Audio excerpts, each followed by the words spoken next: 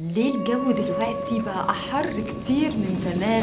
المشكلة في التصميم، زمان معظم الأراضي في القاهرة كانت أراضي زراعية، ونسبة البنى فيها ما كانتش كبيرة، كان في مساحات خضراء كتير. حتى الشوارع كانت مليانة شجر.